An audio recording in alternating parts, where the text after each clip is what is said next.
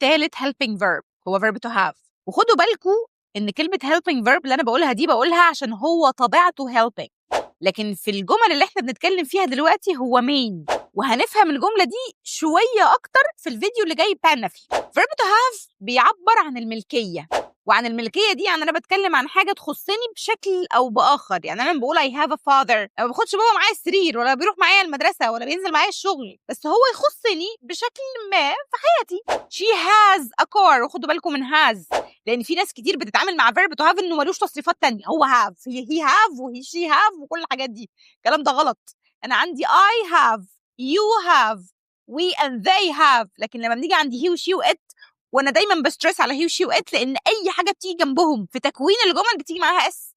يعني he has a car، she has two sisters، it has a long tail. وفرقوا ما بين have اللي انا بتكلم عنها وبين have to. يعني انا لما اقول لك you have to study hard، ده معناه ان انا بديك نصيحه، بقول لك ان ده حاجه انت لازم تعملها عشان هتفيدك.